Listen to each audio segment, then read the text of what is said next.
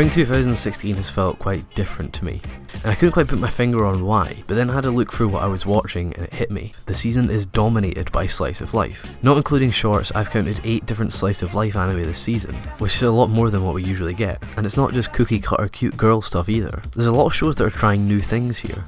Slice of life is, in my opinion, one of the genres that the medium has excelled in the most. A large number of my favourites are slice of life, so I'm quite happy with this season. But despite slice of life being a genre that has such high possibility, it's also prone to sucking the life out of works, so many additions to the genre have been too dull or lackluster to create any real impact. It's a problem I have with a lot of slice of life anime. And from what I've seen so far, Spring 2016 has been a real mix of everything. So in this video I'm going to go through all the ones I've watched and hopefully give you an idea of what you might want to watch yourself.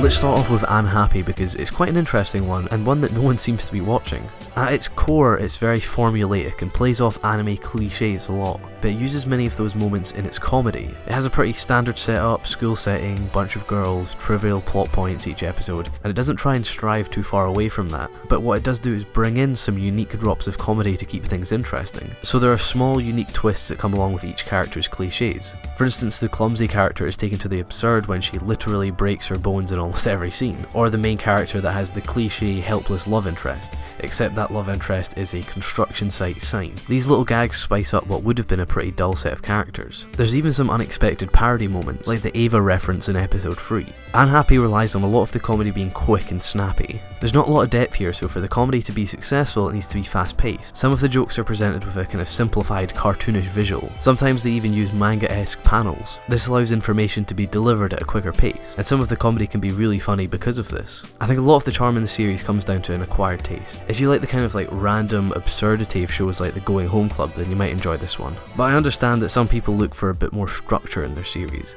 which Unhappy does lack. There's very little linking the events of each episode, and past some obvious character development there's very little progression of an overall narrative. All in all, it's not one of the stronger slice of life shows this season, since it only really has comedy to offer, but it certainly has some unique little moments.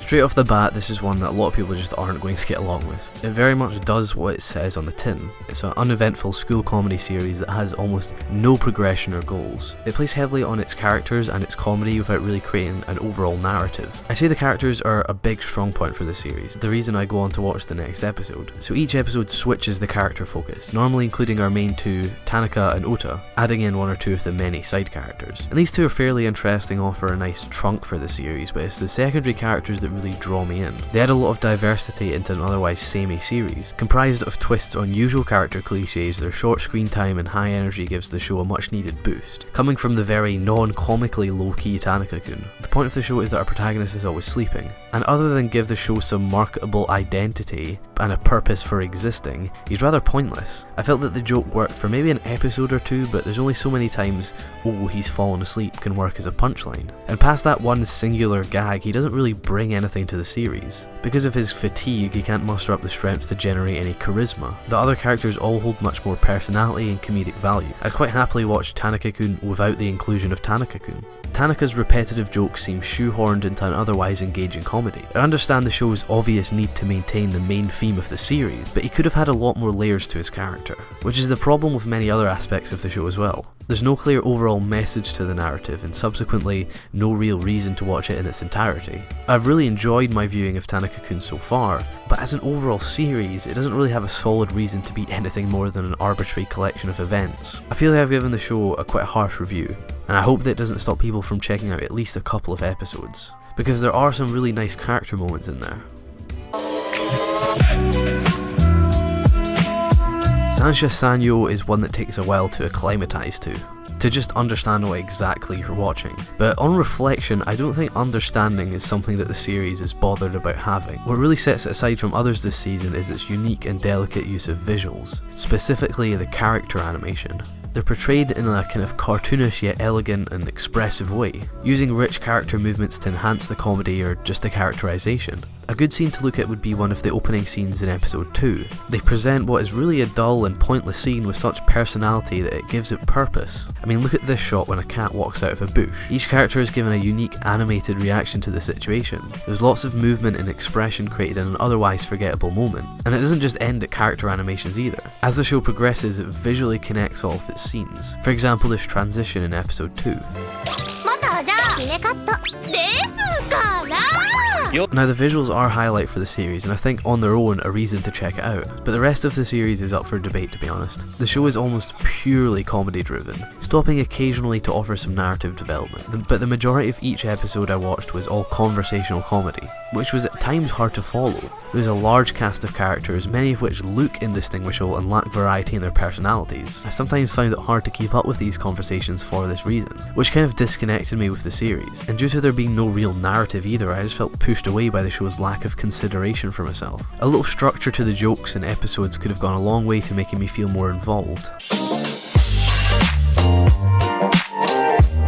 So Kuma Miko is a contender for not only my favourite slice of life of the seasons, but one of my favourite shows of the bunch. It does heavily rely on its comedy, especially for the first 3 or 4 episodes, but I feel the show develops an interesting coming-of-age narrative as it progresses, without losing sight of its comedy roots. And the comedy is very unique on its own. It's definitely an acquired taste, but if it's your kind of humour, they pull it off fantastically. Essentially, the comedy of Kuma Miko comes from making a spectacle out of the mundane, drawing out scenarios far longer than you would expect and giving huge focus to the most trivial of events. A good example would be the shopping episode, whole episode dedicated to blowing up a trivial situation. It cleverly paces out the events and gives them a sort of impact that they really shouldn't have. You start finding just the circumstances of what's happening quite funny. When given time to think about a joke like this while it's happening, you start to find the humour that lies past the basic outline of the joke. It's like a roller coaster of funniness that happens throughout the episode. Or the repetitive nature of the outfit episode. It's initially funny and then it becomes annoying and repetitive, then it comes full circle as it's taken to the absurd level and becomes funny again. Like I said, it's quite an acquired taste, but I really find the humour in the utter bizarreness. As I mentioned, it doesn't just play off its comedy. While it does take a few episodes to kick in, the coming-of-age story that's initially established really grows. I started to feel a genuine attachment with the characters, past their comedic values. Even elements such as the village that they live in started to feel engaging, building a world that you can really connect with. Slowly and subtly, Kuma Miko creates a charming slice of life story on top of that already interesting comedic style. Unlike a lot of the shows I've mentioned here, Kuma Miko does produce overarching themes. It gives me a reason to come back every week.